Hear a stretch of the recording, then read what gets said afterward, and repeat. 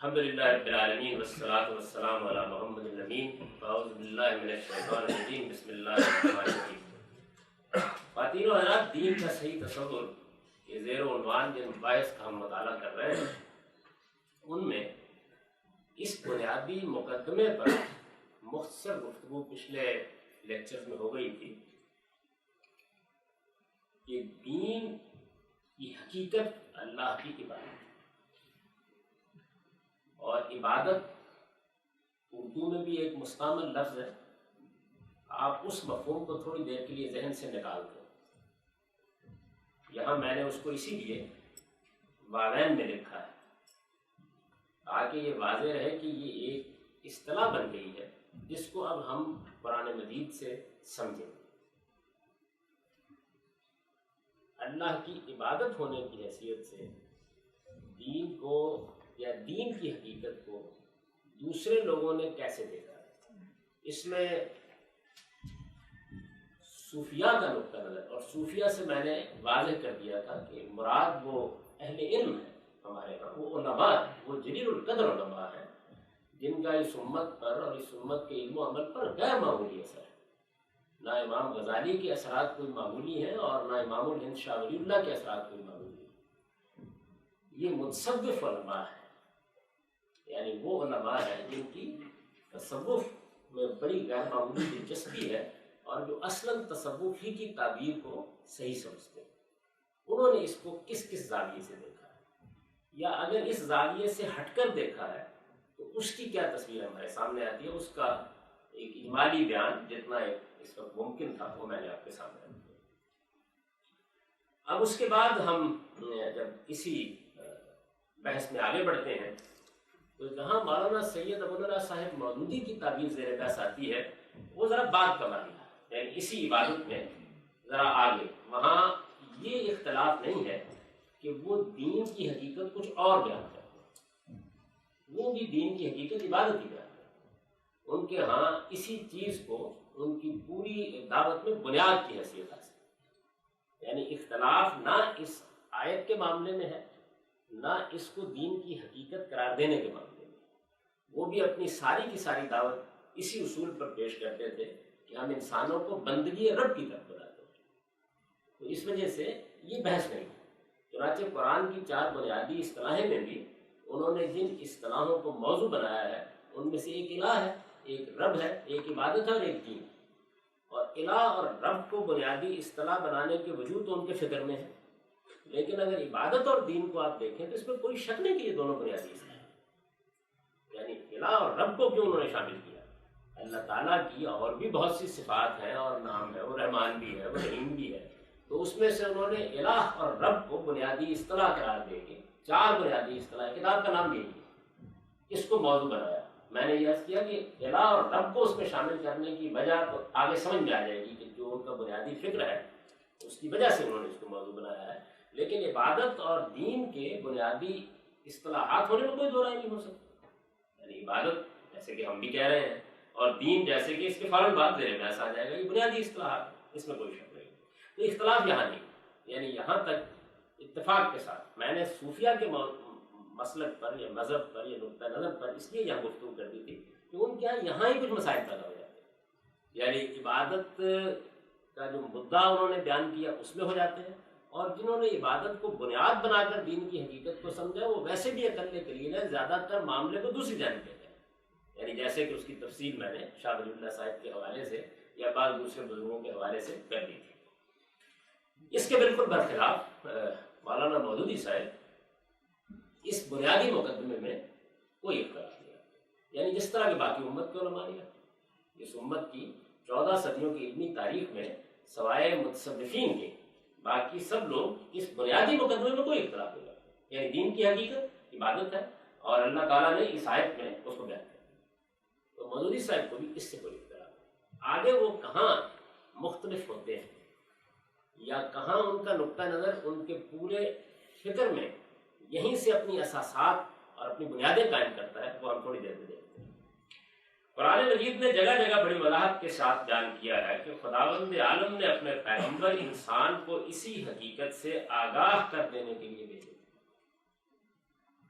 یعنی آپ اگر قرآن مجید کو دیکھیں تو قرآن نے بہت سے مقامات پر یہ طریقہ اختیار کیا ہے کہ وہ مثلاً سورہ اعراف میں دیکھیے، سورہ نحل میں بھی یہ صورتحال اور بھی کئی جگہوں پر ہے کہ قرآن مجید یہ کرتا ہے کہ وہ ایک پیغمبر کی سرگزشت 5-7 آیتوں میں بیان کرے گا، پھر دوسرے کی کرے گا، پھر تیسرے کی کرے گا. تو آپ حیرت انگیز طریقے پر یہ دیکھیں گے کہ اس سرگزشت کی ابتدا یہاں سے ہوگی کہ نوح آئے، ابراہیم آئے، لوط آئے، صالح آئے، اور انہوں نے آ کر لوگوں کو کہا تو خدا کی بندگی کرو. یعنی یہی جملہ ہوگا یہ جو ہے نا، جو یہاں بیان ہوا ہے ان اعبدوا اللہ، یعنی اللہ کی بندگی کرو. تو جگہ جگہ گویا انبیاء علیہ السلام کی دعوت کو بھی اگر ایک لفظ میں بیان کیا کسی میں بیان کیا، یہ اتنا زیادہ قرآن مجید میں ملے گا کہ بعض موقعوں کے اوپر تو 10-15 مواقع ہوں گے ایک ہی سورہ کے اندر، ان میں ریپیٹ ہو رہا ہوگا ان اعبدوا اللہ، ان اعبدوا اللہ. گویا وہ اپنی ساری دعوت یہیں سے شروع کرتے ہیں. یہ اس کی طرف میں نے اشارہ کیا. قرآن مجید نے جگہ جگہ بڑی وضاحت کے ساتھ بیان کیا ہے کہ خداوند عالم نے اپنے پیغمبر انسان کو اسی حقیقت سے آگاہ کر دینے کے لیے بھیجے. اس کو خود قرآن نے کیونکہ بطور ایک واضح تعبیر کے اس جگہ بیان کیا ہے تو میں نے وہ آیت نقل کر دی. وَلَقَدْ بَعَثْنَا فِي كُلِّ أُمَّةٍ رَسُولًا أَنِ اعْبُدُوا اللَّهَ وَاجْتَنِبُوا الطَّاغُوتَ، یعنی ہم نے ہر امت میں ایک رسول اس دعوت کے ساتھ اٹھایا، یہ پیغام دے کر ہم نے کہا کہ جاؤ انسانوں کو پہنچاؤ کہ اللہ کی عبادت کرو اور طاغوت سے بچو. یہ سورہ نحل میں بیان کیا. اب یہاں جس سے یہ سوال میں نے یہاں تک تو اصل ایک ہی بات ہے، یعنی جو بات وَمَا خَلَقْتُ الْجِنَّ وَالْإِنسَ إِلَّا لِيَعْبُدُونَ میں بیان ہوئی ہے ایک ہی آیت میں، اس کی میں نے توضیح مزید کر دی. یعنی یہ بتا دیا ہے کہ جو قرآن مجید نے یہاں اس اسلوب میں بات بیان کی ہے وَمَا خَلَقْتُ الْجِنَّ وَالْإِنسَ إِلَّا لِيَعْبُدُونَ، تو ایسا نہیں ہے کہ ایک آیت میں اس اسلوب میں بیان ہوئی ہے تو اپنی حقیقت کے لحاظ سے کہیں اور بیان نہیں ہوئی، بلکہ تمام پیغمبروں کی دعوت جب بیان کی گئی ہے تو اصل میں اسی اسلوب میں بیان کی گئی. یعنی اس میں یہ طریقہ تو نہیں اختیار کیا گیا کہ ہم نے جنوں اور انسانوں کو اس مقصد کے لیے پیدا کیا ہے، لیکن پیغمبر کو اٹھایا جا رہا ہے اور اس کی سرگزشت بیان ہو رہی ہے. اور قرآن مجید یہ کہتا ہے کہ ہم نے لوط کو اٹھایا اور کہا کہ اپنی قوم سے یہ کہو کہ اللہ کی بندگی کرو.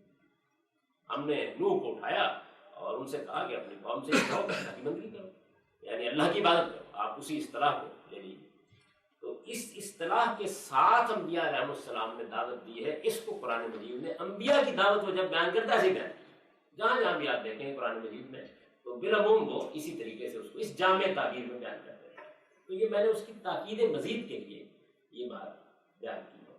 اور پھر اس کے بعد اس آیت کو لے لیا ہے جس میں گویا قرآن نے اس کو بطور اصول کے بیان کر دیا کہ ہم نے ہر امت میں ایک رسول اٹھایا. یہاں امت سے مراد یعنی اس دنیا کو جب اللہ تعالیٰ نے بکھیرا ہے، سیاق و سباق سے یہ بات واضح ہو جاتی ہے، تو ہر امت کے سرے پر اللہ تعالیٰ نے ایک پیغمبر کی بعثت کی ہے تاکہ اس پر اللہ کی حجت پوری ہو جائے.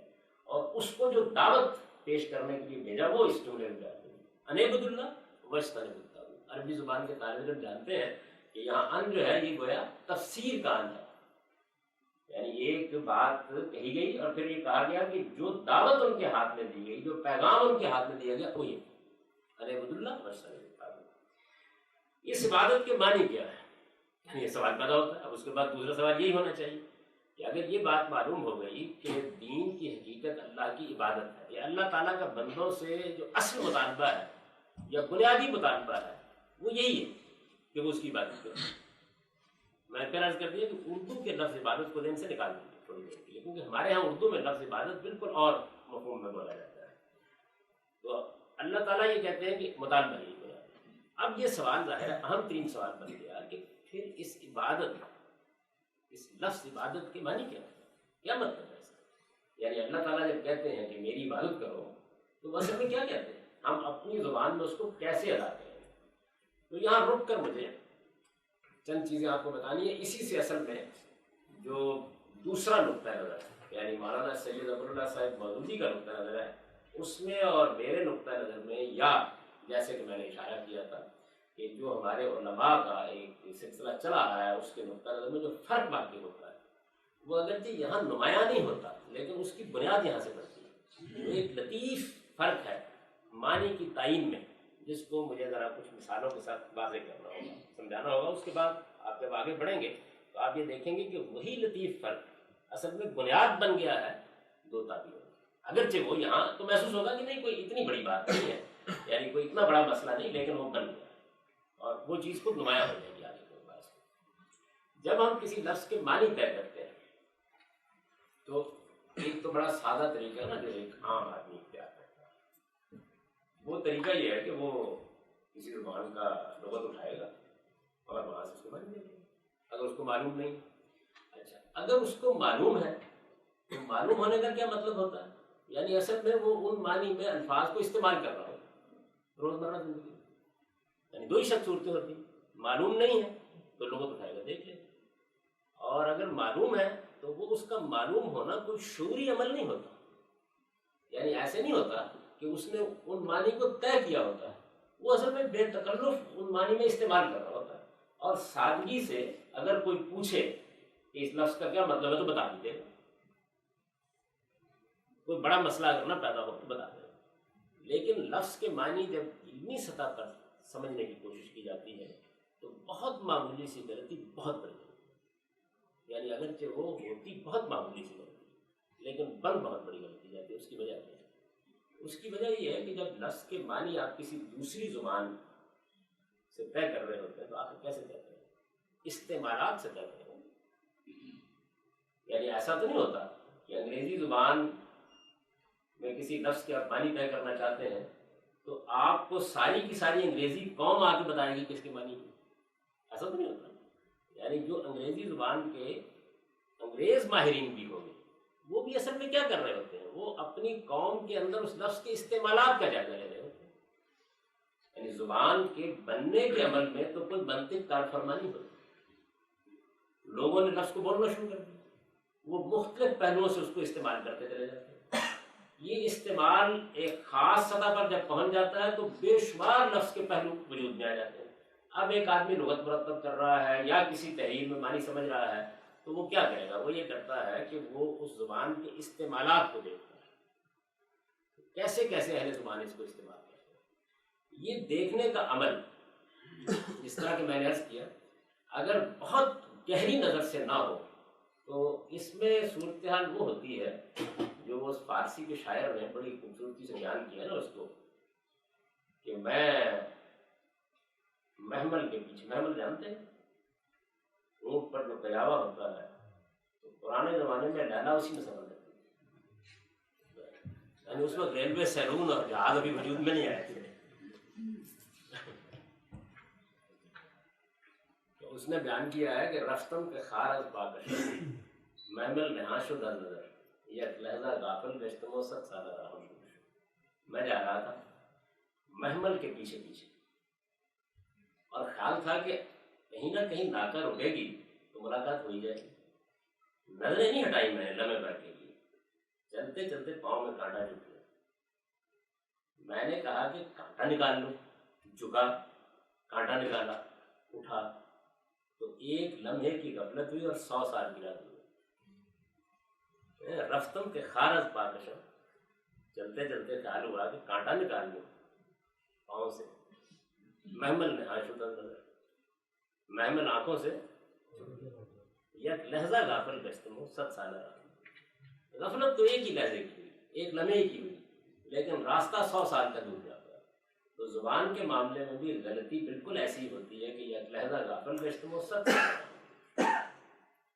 جن ماہرین نے اس پر کام کیا ہے ان کی آپ تحریریں پڑھیں تو معمولی غلطی ہوئی کسی جگہ میں تو معاملے کے اندر ایسی ایسی پیچیدگیاں پیدا ہو گئی ہیں کہ اندازہ نہیں کر سکتا۔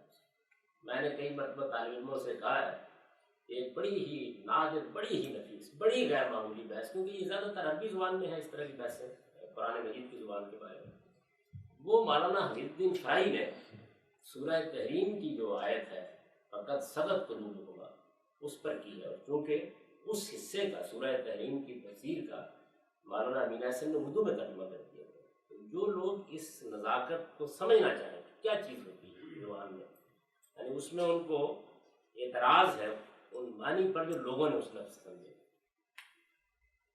اور سبھی نے سمجھے۔ فقط صدق قلوبکما میں ایک لفظ ہے صدق، اس کے معنی پر ان کو اعتراض ہے۔ انہوں نے یہ بیان کیا ہے کہ اس لفظ کے معنی کو سمجھنے میں لوگوں کو غلطی کیوں لگی، اور پھر یہ بتایا ہے کہ اس کے معنی کو متعین کرنے کا کیا طریقہ ہونا چاہیے۔ تو اس بحث کو اگر آپ دیکھیں تو آپ اندازہ کر سکتے ہیں کہ زبان کا ایک حکیم کہنا چاہیے، زبان کا ایک فلسفی، زبان کا ایک ادا شناس، وہ کیسے اترتا ہے اس کے اندر اور کن کن پہلوؤں سے اس کی نزاکتوں کو جائزہ لیتا ہے۔ تو ایک بڑا سادہ طریقہ بالعموم لوگ اختیار کرتے ہیں، ہمارے یہاں بہت سے لوگوں نے یہ اختیار کیا، مثال کے طور پر غلام احمد صاحب پرویز نے بہت اس پر کام کیا اور ایک لغات القرآن کے نام سے دیا۔ اسی طرح امام راغب اصفہانی کا لغت موجود ہے مفردات القرآن کے نام سے، خاص موضوع ہے اس کا یہی۔ ایسے ہی سالبی کی فکر اللغہ ہے جس میں الفاظ اسی طرح کی نزاکتوں کو بیان کرتے ہیں۔ یہ تو خیر خاص کتابیں ہیں جو اسی پہلو سے لکھی گئی ہیں، لیکن ادبی نزاکتوں کو اور الفاظ کے معنی کی تعین میں جاہز کی بحثیں، البیان والتبیین میں، مبرد کی بحثیں کامل میں بڑی غیر معمولی ہے۔ اس میں بھی جو اصول کی چیزیں ہیں وہ مولانا عبید الدین فرائی کی جو چھوٹی سی کتاب ہے مفردات القرآن، مکمل نہیں ہو سکی، 70 لفظوں پر اس میں انہوں نے قرآن کے 70 لفظوں پر بحث کی ہے۔ تو اس میں چھوٹے چھوٹے مقدمے ہیں، بعض 4-5 انہوں نے شروع میں لکھے ہیں، بے نظیر چیز ہے۔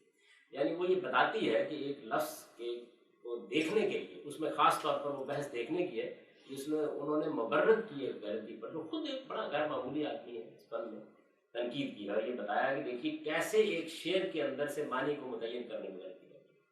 تو یہ کچھ چیزیں ہیں کہ جن لوگوں کو ذوق ہے، میں اس لیے ان کا ذکر کر رہا ہوں، مجھے تھوڑی سی بحث کرنی ہے اس پہلو سے یہاں، تو وہ ضرور دیکھیں۔ یعنی جن لوگوں کو بھی اس سے دلچسپی ہے اور وہ کچھ طالب علمانہ ذوق رکھتے ہیں یا زبان کو اندر اتر کے دیکھنا چاہتے ہیں کہ اس میں غلطی کیسے لگتی ہے، معنی کیسے متعین کیے جاتے ہیں، اور لگ جائے تو کیا ہوتا ہے، یعنی بھائی 7 سالہ راہم دور شد یہ کیسے ہوتا ہے، تو اس کو ضرور ان کو دیکھنا چاہیے۔ یعنی سورہ تحریم میں فقط صدق قلوبکما کی بحث اسی طریقے سے، یہ جو مباحث میں مفردات کے شروع میں بتایا، زیادہ اگر لوگ عربی زبان سے واقف ہوں تو مبرد وغیرہ کی بحثیں دیکھ سکتے ہیں، اس سے ان کو بڑی روشنی ملے گی، معلوم ہوگا کہ زبان کے کیا کیا آداب ہوتے ہیں، ادائیں کیا ہوتی ہیں، کس طریقے سے ہوتی ہیں۔ تو ہمارے ہاں موجودہ زمانے میں بھی بعض لوگوں نے یہ خیال کر کے کہ اگر مبرد مختلف نظائر اور شواہد پیش کر کے ایک لفظ پر بحث کر لیتا ہے، اسی طرح سے امام فرائی بحث کر ڈالتے ہیں، زمخشری بحث کر ڈالتا ہے، ہم بھی کر ڈالتے ہیں، اگرچہ وہ براہ ہی لگ رہا ہوتا ہے کہ بھائی انہوں نے کچھ اشعار نقل کیے ہیں، کچھ ضرب الامثال نقل کر دیے ہیں، کچھ حرفوں کے جملے نقل کر دیے ہیں، اور کوئی قرآن کی آیت نقل کر دی، یعنی براہ ہی لگ رہا ہوتا ہے، تو آدمی خیال کرتا ہے کہ میں بھی کر ڈالتا ہوں یہ کام۔ لیکن جب اس کو آپ اندر اتر کے دیکھتے ہیں تو معلوم ہوتا ہے کہ شاید علم میں اس سے مشکل کوئی کام نہیں، یعنی باقی سارے کام آسان ہیں نسبتاً، لیکن یہ ایک مشکل تھی۔ اگر ان چیزوں کو عربی زبان میں دیکھنے کا زیادہ ذوق نہ ہو تو اس نوعیت کی بڑی خوبصورت بحثیں غالب نے کی۔ آپ کو یاد ہوگا کہ کلکتے کا، جس کو وہ کلکتے کا کھتری کہتا ہے، غصے میں آ گیا تھا تو پھر وہ قتیل نے فارسی زبان کا لغت لکھا، برہان قاطع، بہت مشہور ہوا، 4 جلدوں میں ایران سے بھی چھپ گیا اور اس کا بہت شہرا تھا۔ تو غالب نے اس کے اوپر تنقید لکھی اور یہ بتایا کہ دیکھیے اس میں فلاں فلاں جگہ کے اوپر معنی کی تعین میں یہ غلطی ہوئی، شعر یہ ہے، اس کو سمجھنے میں یہ غلطی ہو گئی ہے، لفظ یہ تھا، اس کو سمجھنے میں بڑی نفیس بحث، بڑی خوبصورت بحث ہے۔ یعنی معلوم ہوتا ہے کہ ایک آدمی کس جگہ تک زبان کے اندر اتر سکتا ہے، وہ بھی بہت خوبصورت چیز ہے اور آپ کو بہت اس میں مل جائے گی۔ اور وہ اب تو جو چھپا ہے تو ایرانیوں نے بھی غالب کی وہ بحثیں اس کے حاشیے میں سب دے دی، اور کم و بیش اہل زبان نے بھی اعتراف کیا ہے کہ شک نہیں ہے اس میں، کوئی اختلاف تو ہو ہی سکتا ہے بعض جگہوں کے اوپر، لیکن شبہ نہیں جانتا ہے کہ زبان کیا چیز ہوتی ہے اور زبان میں معنی کی تعین کیسے ہوتی ہے اور زبان میں مختلف شیڈز کیسے پیدا ہوتے ہیں۔ تو یہ نازک بحث جو ہے، میں اس کو چند آپ کی زبان کی مثالوں سے سمجھاؤں گا کہ اس میں کیا ہو جاتا ہے۔ عربی اور فارسی کے ان مباحث کے بارے میں نے اشارہ کر دیا، جو لوگ پڑھنا چاہتے ہیں ان کو پڑھیں، اور اگر پڑھیں گے تو امید یہ ہے کہ اس میں بڑی بصیرت اور بڑی روشنی کو ملے گی۔ آپ نے دیکھا عبادت سے ملتا جلتا ایک لفظ ہے اردو زبان میں، پوجا، بولتے ہیں نا پوجا۔ یہ دیکھیے میں ایک جملہ بولتا ہوں، فلاں صاحب آج مندر میں پوجا کرنے کے لیے گئے، جب آپ اہل زبان کے استعمالات سے لفظ کے معنی متعین کریں گے تو جملے ہی ہوں گے نا. مثلا میں نے ایک جملہ بولتا کہ فلاں صاحب آج مندر میں پوجا کرنے کے لیے گئے، یہ ایک جملہ. اسی استعمال کا ایک دوسرا جملہ سنیں، یہ صاحب وہ آج کل سیکٹری ہیں دفاع کے، اور پرویز مشرف صاحب کی پوجا کرتے ہیں، بولتے ہیں نا. یعنی آپ چھوڑیے، وہ صرف احکام نہیں مانتے، پوجا کرتے ہیں. اب یہ پوجا کا لفظ ہے، وہاں بھی استعمال ہوا، یہاں بھی استعمال ہوا، لیکن آپ دیکھیے زمین آسمان کا فرق ہے. یعنی یہاں ہوا یہ ہے کہ اس لفظ کو وہاں سے اٹھا کر اس کی جو حقیقت ہے اس سے ایک بڑی خوبصورت سی تشبیہ دے دی ہے. یعنی ایک مجاز ہے جس کو پیدا کر دیا گیا ہے. اب اگر مثال کے طور پر آپ یہ کہیں کہ پرویز مشرف صاحب کی پوجا کرتے ہیں اور یہ اس کا نتیجہ نکال لیا کہ کہنے والا یہ کہنا چاہتا ہے کہ پرویز مشرف صاحب کی باقاعدہ پرستش کرتے ہیں، تو یہ غلط مانی. یعنی یہاں یہ اس مفہوم میں استعمال نہیں ہو، جبکہ پہلے جملے میں یہ اسی مفہوم میں استعمال ہے. مجاز کی جیسے سادہ مثالیں، میں نے ایک مرتبہ زبانی پر بحث کرتے ہوئے پیچھے یہ مثال دی تھی کہ بھئی ایک آدمی کہتا ہے کہ میں چڑیا گھر میں گیا، میں نے بچوں کو شعر دکھایا. تو ظاہر ہے کہ یہ بحث نہیں ہے، وہاں یہ اپنے اس حقیقی مفہوم میں استعمال ہو گیا. لیکن جب میر انیس کہتے ہیں کہ اس شعر کی آمد ہے کہ رن کانپ رہا ہے، اب یہاں پر یہ اس مفہوم سے ہٹ کر ایک مجاز کے اسلوب میں استعمال ہو گیا. تو لفظ کو آپ اگر مثال کے طور پر جاننا چاہتے ہیں کہ یہ اپنی حقیقت میں کیا ہے، تو آپ کو اس کی استعمالات کی مثالوں کو الگ الگ دیکھنا پڑے گا.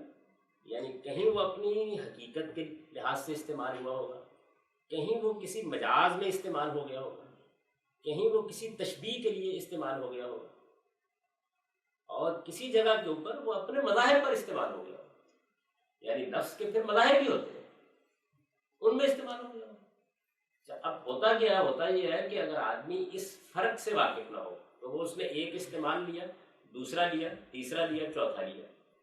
ان استعمالات کو اس نے لینے کے بعد یہ کہا کہ دیکھیے اس لفظ کی 4 معنی، حالانکہ وہ 4 معنی نہیں ہوتے. یعنی اس میں معنی، حقیقت، استعمال، اس کا فرق واقع ہو سکتا ہے. ایک ہی چیز ہوگی، لفظ تو ایک ہی ہوگا نا. پوجا کا لفظ جیسے میں نے مثال. اسی طرح آپ اپنی زبان میں دیکھیے غلامی کے لفظ کو آپ کس کس پہلو سے استعمال کریں. یعنی غلامی کا لفظ آپ کس کس پہلو سے استعمال کریں. جی ان کی کیا بات ہو، جو لوگ غلام، یہ بھی تو استعمال ہے. غلامی دنیا سے ختم ہو چکی ہے، یہ بھی اس کا استعمال. ہم نے تو خدا کی غلامی کا توق اپنے گلے میں ڈالا ہوا، یہ بھی اس کا استعمال. یعنی پھر آپ نے بھی دیکھا نا، وہ تو جوروں کا غلام ہے. تو بعض اوقات لفظ تو استعمال ہو جاتا ہے ایک مفہوم میں، لیکن اصل میں جملہ جو ہوتا ہے وہ جملہ سیدھا نہیں ہوتا، اس میں تعریض ہوتی ہے، اس میں طنز ہوتی ہے. اچھا یہ جملے کا سیدھا نہ ہونا، اس کے اندر کوئی تعریض کا پہلو ہونا، طنز کا پہلو ہونا، یہ بھی لفظ کے مفہوم کو تھوڑا سا اٹھا کے کسی اور جگہ لے جاتا ہے بعض مقامات کے اوپر. تو لفظ عبادت کو بھی جب متعین کرنا شروع کیا جائے گا تو یہ دیکھنا چاہیے نا کہ وہ لفظ اپنی حقیقت کے لحاظ سے کیا معنی رکھتا ہے، اپنے مظاہر کے لحاظ سے کیا معنی رکھتا ہے.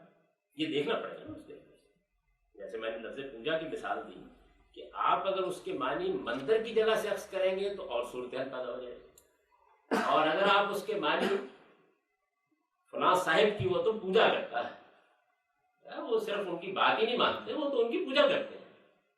یعنی یہ وہ پوجا نہیں کر رہا ہوتا جس کو آپ کہتے ہیں نا کہ ڈنڈوت بجا لانا، یا آپ کہتے ہیں کرمش بجا لانا، یا آپ کہتے ہیں کہ سر نیاز جھکا دینا. یعنی وہ پہلو نہیں ہوتے وہاں پہ. وہاں تو اصل میں یہ مقصود ہوتا ہے بیان کرنا کہ وہ تو ان کی بات کے گویا یوں سمجھ لیجیے اس میں پیچھے ہوئے، یہ مراد ہوتی ہے اس کی بیان کرتے ہیں. تو یہ جو پہلو ہیں مختلف لفظ کے، ان کو نہ ایک سطح پر رکھا جا سکتا ہے، نہ ان کو بیک وقت معنی قرار دیا جا سکتا ہے، نہ ان سب کو جمع کر کے لفظ کے کوئی معنی بیان کیا جا سکتا ہے. یعنی اب دیکھیے قرآن مجید میں لفظ تقوی استعمال ہوا ہے، بہت عام استعمال ہوتا ہے. یہ بطور اصطلاح اردو میں جب پہنچتا ہے تو پھر تو ہم اس کا ایک مفہوم اخذ کر لیتے ہیں. لیکن اب اس لفظ کو آپ دیکھیں یہ کیا کرتا ہے. ظاہر ہے قرآن مجید میں تو عربی کا ایک لفظ ہے, یہ لفظ بطور فعل استعمال ہو رہا ہوتا ہے, تو یہاں بھی استعمال ہو جائے گا کہ بھائی یہ رستے میں چل رہے ہو کہ ٹھوکر نہ کھا کے پڑنا, بچو بچو. اب یہ دیکھیے یہ بالکل سادہ مفہوم, بچو. تو یہی لفظ تقویٰ, اتقو استعمال ہو جائے گا اس میں. آگ سے بچو قرآن مجید استعمال کرتا ہے نا, تو اسی لفظ کو وقنا عذاب النار, یہی تقویٰ ہے. کنا اسی سے بنا ہوا, تقویٰ ہی سے بنا ہوا کنا. وقنا میں واو ہے, اصل میں تو کنا ہے نا, کہ بلکہ کہ فاتقوا النار التی وقودها الناس والحجارہ, محض بچو معنی میں استعمال ہو جاتا ہے, ہٹو. لیکن تھوڑا سا فرق پڑ گیا, اس مفہوم میں استعمال ہو جاتا ہے. ڈرو یعنی بچو ہی کی ایک شیڈ ہوتا ہے. اب دیکھیے بچو گناہ سے بھی ہے, یہاں خوف کا عنصر نہیں ہوتا. بچو آگ سے بھی ہے, تو یہ بچو آگ سے بھی جب آپ استعمال کرتے ہیں تو ڈرو کا پہلو پیدا ہو جاتا ہے, ہو جاتا ہے. اچھا, اور یہی چیز جو ہے یہ اوپر اٹھتی ہے, بچنا ڈرنا, تو متنبع رہنا, ہوشیار رہنا اس میں ہو جاتا ہے. اور متنبع رہنا اور ہوشیار رہنا جب خدا کے حوالے سے استعمال ہو جاتا ہے تو ایک بڑی جامع سی تعبیر بن جاتی ہے. یعنی اتقوا اللہ, میں خدا کے معاملے میں اندیشہ نہ رہو, خدا کے معاملے میں بے پرواہ نہ رہو. اب ہم اس کو مختلف شیڈز میں سمجھتے چلے جاتے ہیں. لفظ وہی تقویٰ ہوتا ہے. اچھا, وہی لفظ ٹریول کرتا ہے, یعنی ہماری زبان میں آ گیا, اور ہماری زبان میں آ گیا تو اب صورتحال کیا ہو جاتی ہے, یہ ہو جاتا ہے کہ بھائی وہ بڑا متقی آدمی ہے. آپ نے کبھی, اب متقی آدمی کی یہ جو تعبیر ہے یہ کبھی مظاہر پر استعمال ہو رہی ہوتی ہے, کبھی حقیقت پر استعمال ہو رہی ہے. کبھی ہم چند ظاہر کی چیزوں, آپ متقی آدمی ہے, کبھی دیکھا آپ نے ٹکنے سے نیچی شلوار نہیں ہوگی, داڑھی بالکل ٹھیک ٹھاک کر کے رکھتے ہیں, مونچھیں مڑوا کے رکھتے ہیں, متقی ہوگی. اور کبھی یہ ہوتا ہے کہ نہیں, یہ دیکھیے بات یہ کوئی رشوت وغیرہ نہیں لیتے, متقی آدمی. یعنی اب یہ کیا ہو رہا ہے, یہ ہو رہا ہے کہ وہ ایک ہی لفظ ہے اور وہ لفظ اصل میں ایک اصطلاح بن گیا, اور اصطلاح بن جانے کے بعد وہ اب کبھی اپنے مظاہر کے لحاظ سے استعمال ہو جاتا ہے اور کبھی اپنی حقیقت کے اعتبار سے استعمال ہو جاتا ہے. جب ہم یہ کہتے ہیں کہ وہ متقی آدمی ہے تو ہم مظاہر کے لحاظ سے اس کو استعمال کر رہے ہیں. یعنی اب ڈر, بچو, خوف, یہ معنی ختم ہو گئے اس کے اندر سے. ڈر, بچو, خوف اس کی حقیقت میں موجود ہے. یعنی وہ اصل میں ڈرتا ہے, بچتا ہے, اللہ سے خوفزدہ ہوتا ہے, اس کی وجہ سے اپنے شلوار ٹخنوں سے اونچی رکھتا ہے. سبب وہی ہے, یعنی وہ لفظ اپنی حقیقت میں چلا آ رہا ہے, لیکن جب ہم استعمال کرتے ہیں تو چند مظاہر ہوتے ہیں جن کو ہم اس سے تعبیر کر دیتے ہیں. ان تمام مثالوں کو میں نے آپ کے سامنے اس لیے بیان کیا کہ جیسے ہی ان کے اندر سے لفظ کے معنی متعین کرنے کے لیے کوئی آدمی درائے لفظ کرنا شروع کرے گا تو اب وہ چوک سکتا ہے. مثلا اگر وہ اس جملے کو لے لے, یہ جو میں نے ابھی ٹخنے سے اونچی شلوار اور داڑھی کے بارے میں عرض کیا, اور پھر یہ کہے کہ متقی وہ ہوتا ہے جو اونچی ٹخنے سے شلوار رکھتا ہو اور دیکھیے الٹ گئی, یعنی صورتحال بالکل تبدیل ہو گئی. یہ تو ٹھیک ہے کہ وہ ان مظاہر پر لفظ استعمال کیا جا سکتا ہے, لیکن یہ مظاہر اس کے معنی نہیں. سمجھ نا بات. ہمارے یہاں دیکھیے لوگ بہت استعمال کرتے ہیں لفظ متشرع. جانتے ہیں لفظ کیا ہے؟ شرع ہے, شریعت, شرع. اس سے تفاعل کا باب ہے تشرع, اس سے اس میں فاعل لوگوں نے بنا لیا متشرع, یعنی شریعت کی پابندی کرنے والا. اصل میں یہ ہونا چاہیے. اب لفظ اپنے اصل لغت کے لحاظ سے اپنے اندر ایک منفی مفہوم رکھتا ہے. تشرع یعنی شریعت کی پابندی کا اظہار کرنے والا. لفظ کا اصل مفہوم نہیں ہے. آپ جانے تفاعل جو ہوتا ہے اس کے اندر یہ چیز موجود ہوتی ہے, لیکن وہی لفظ ہماری اردو زبان میں جب بولا جاتا ہے کہ وہ بڑا متشرع آدمی ہے تو ایک تو منفی پہلو جو نکل جاتا ہے اس کے اندر, یعنی وہ شریعت کی پابندی کرنے والے کے معنی میں ہوتا ہے. اور متشرع آدمی میں پھر مظاہر پر استعمال ہوتا ہے, یعنی مجرد شریعت کی پابندی نہیں بلکہ پھر کچھ مظاہر ہیں, اور وہ مظاہر وہی ہیں جو ہمارے معاشرے کے اندر رائج ہیں, ان کی بنیاد پر بول رہی ہے. مطلب ایک آدمی بہت نیک, بہت زیادہ وہ اخلاقی حدود کی پابندی کرنے والا ہے, وہ نماز بھی پڑھتا ہے، وہ روزہ بھی رکھتا ہے، وہ دین کے احکام کی کوئی خلاف ورزی نہیں کرتا، آپ دیکھیے ہمارے یہاں اس کے لیے لفظ متشرع استعمال نہیں ہوگا. متشرع اسی وقت استعمال ہوگا جب اس کی داڑھی مونچھ ظاہر جو ہے وہ بالکل قاعدے ضابطے کا. تقویٰ تو پھر دونوں پہلوؤں سے استعمال ہو جاتا ہے، متقی. متشرع بالکل ہی استعمال نہیں ہوگا. متشرع آدمی کا مطلب یہی دیا جاتا ہے کہ اس نے اپنے ظاہر کو بالکل شریعت کے مطابق بنا رکھا. تو یہ جو چیزیں ہیں یہ لفظ کے اندر اسی طریقے سے سفر کرتی ہیں، یعنی اپنی حقیقت پر بھی اس کا استعمال ہوتا ہے. آپ کے پاس کیا ہوگا، یعنی جو جملے ہوں گے یا اشعار ہوں گے یا قرآن کی آیت ہوگی جہاں لفظ استعمال ہوا ہوگا تو اس کے اوپر کوئی لیبل نہیں لگا ہوتا کہ یہاں یہ اس پہلو سے استعمال ہوا. اگر آپ چوک گئے اور آپ نے مظاہر والے حصے کو لیا اور لے کر اس سے معنی بیان کر دی، بات کہیں سے نہیں. اپنی زبان میں ہم پہچان لیتے ہیں کہ غلطی ہو گئی، اس لیے کہ وہ ایک وجدان ہوتا ہے، ذوق ہوتا ہے. میں استعمال کر دوں نا غلط تو ایک عام آدمی بھی اس پہ ٹوک دے گا مجھے، لیکن کسی دوسری زبان پہ آپ جب گفتگو کر رہے ہوتے ہیں چونکہ اس کے ساتھ وہ آپ کا وجدانی علم نہیں وابستہ ہوتا تو وہاں غلطی ہونے کے بہت زیادہ امکانات ہوتے ہیں. تو لفظ عبادت پر اب اس تھوڑی سی مختصر سی تمہید کے بعد آئیے کہ اس میں کیا مسئلہ پیدا ہوا ہے. ابھی وقت ہے جی 5 منٹ. اس عبادت کے معنی کیا ہے؟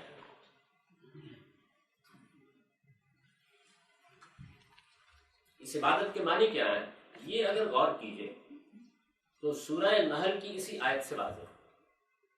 اللہ کی عبادت کے بالمقابل یہاں طاغوت سے بچنے کی ہدایت کی گئی ہے. یہ تقابل سے لفظ کے معنی کو پہچاننا یہ خود ایک معنی کی تعین کا اصول ہے، لیکن یہ بھی اندھا دھند نہیں استعمال کیا ہے. یعنی ایسا نہیں ہے، یہ واحد فن ہے کہ جس کو آپ قاعدے میں نہیں لا سکتے. جس سے مشکل جو پیدا ہوتی ہے نا، مثلا آپ قواعد ہیں گرامر کے ان کو قاعدے میں لا سکتے ہیں. آپ بتا سکتے ہیں کہ حال یہ ہوتا ہے، مفعول یہ ہوتا ہے، فاعل یہ ہوتا ہے، لیکن اس کو آپ قاعدے میں نہیں لا سکتے. اس میں اتنے شیڈز ہوتے ہیں کہ وہی ذرا سی غلطی لگی اور بات کہیں سے کہیں پہنچ گئی.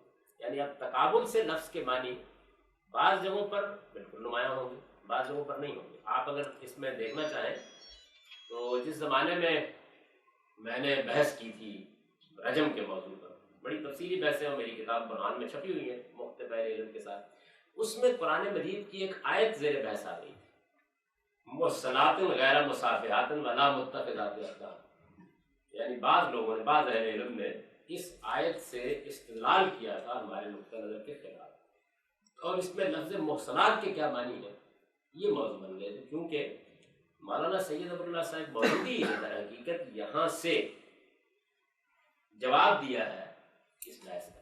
تفہیم القرآن میں اگر آپ دیکھیں تو اس میں خوارج پر تنقید کرتے ہوئے انہوں نے جواب دیا ہے، کیونکہ وہاں ایک بڑی پیچیدگی پیدا کر دی قرآن مجید میں. وہ پیچیدگی یہ پیدا کر دی ہے کہ اس نے یہ کہا ہے کہ جو لونڈیا غلام جو ہیں ان سے اگر کسی موقع کے اوپر بدکاری کا ارتکاب ہو جائے تو ان کو آدھی سزا دی جائے گی، اس سزا کے مقابلے میں آدھی سزا دی جائے گی جو آزاد عورتوں کے لیے مقرر ہے. تو یہ اسلوب جو ہے یہ بتا رہا ہے نا کہ بھئی کوئی ایسی چیز ہونی چاہیے جسے ادا کیا جا سکے. تو رجب کو کیسے ادا کیا جائے، یہ ایک مشکل پیدا ہو جاتی ہے نا، ادا کیسے کیا جائے. تو اس صورت حال میں ہے کہ آدمی یہ کہے کہ بھئی اس کا مطلب یہ ہے کہ سزا تو بھی 100 کوڑے وہی آدھی ہو سکتی ہے، یعنی یہ تو رجم تو ہو نہیں سکتا نا آدھا. تو انہوں نے اس کا جواب دیا ہے، اور وہ جواب دینے کے نتیجے میں لفظ محسنات بحث پیدا ہو گئی. میں نے اس پر کچھ بحث کی تو میری اس کتاب میں ہے، اور میں نے بتایا کہ لفظ کے معنی کیسے متعین کیے جاتے ہیں. تو ایک صاحب علم نے میرے ہی اس طریقے کو لے کر اس کا اطلاق کر ڈالا ہے اس معنی کو، پھر میں نے اس پر تنقید کی اور یہ بتایا کہ دیکھیے آپ کو غلطی کیسے ہوگی.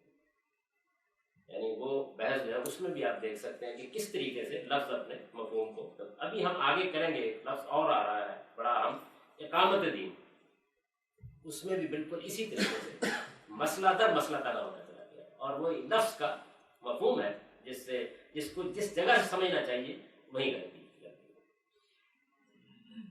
اس عبادت کے معنی کیا ہے یہ اگر غور کیجئے تو سورہ نحل کی اسی آیت سے واضح ہے. اللہ کی عبادت کے بالمقابل یہاں طاغوت سے بچنے کی ہدایت کی گئی ہے. اب طاغوت اور الشیطان قرآن میں بالکل ہم معنی استعمال ہوئے. خود یہ لفظ طاغوت جو ہے اس سے بڑے مسئلے پیدا ہو گئے. آپ کو یاد ہوگا کہ ایک زمانہ ایسا رہا ہے کہ ہم طاغوت کی حکومت میں نہیں رہنا چاہتے، طاغوت کے خلاف بغاوت کرنا چاہتے ہیں. یہ ہوا. حالانکہ قرآن مجید میں یعنی کوئی فرق ہی نہیں ہے دونوں. آپ یہ سمجھیں کہ ابلیس کے لیے یا ابلیس کی ضروریت کے لیے قرآن دو لفظ استعمال کرتا ہے. ایک شیطان ہے، ایک ہی معنی، لفظوں میں کوئی فرق نہیں. اچھا اب خود لفظ شیطان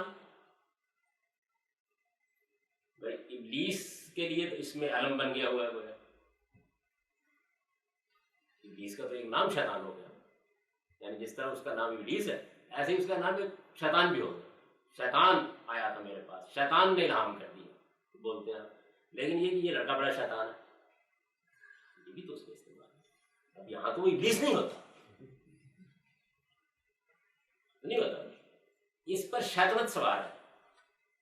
یہ جملہ جو ہے یہ لڑکے کی شرارت کے لیے بھی استعمال ہو سکتا ہے اور ایک انتہائی غیر معمولی طور پر سرکش انسان کے لیے بھی استعمال ہو سکتا ہے. اور اگر چاق و سباق کسی موقع کے اوپر تقاضا کرے تو جنسی بے رحمی میں انتہا پر پہنچے ہوئے انسان کے لیے بھی استعمال ہے. اب یہ ظاہر ہے کہ اس کے مختلف شیڈز ہیں. اگر آپ دیکھیں گے تو اس کی حقیقت تو ٹریول کر رہی ہوتی ہے، لیکن یہ کہ وہ اپنے مختلف پہلوؤں کو تبدیل کرتا چلا جاتا ہے. تو میں یہ گزارش کر رہا تھا کہ یہ طاغوت اور شیطان کے معاملے میں بھی یہ ہوا. حالانکہ بالکل ہمارا استعمال ہوتے ہیں ایسے ہی ہے کہ جیسے ابلیس نام آپ نے استعمال کر لیا، کہیں الشیطان استعمال کر لیا، کہیں الطاغوت استعمال کر لیا. اور مجازی معنی تو بہرحال ہوتے ہیں مختلف جگہوں پر. اگر سورہ بقرہ کے شروع میں اللہ تعالیٰ نے یہود کے لیڈروں کے بارے میں یہ کہہ دیا کہ جب یہ اپنے شیطانوں کے پاس جاتے ہیں تو جا کر یہ کہتے ہیں. اب یہاں وہاں ظاہر ہے کہ جو اپنے ان کے شیطان ہیں وہ ابلیس نہیں ہے، وہاں ان کی شیطنت یا ان کی جو سازشیں اور یہ چیزیں ہیں وہ پیش نظر ہے. کوئی تمیز بن گئی، وہ کہتے ہیں کہ وقت ہو گیا ہے، میں کچھ بھی نہیں کر سکتا.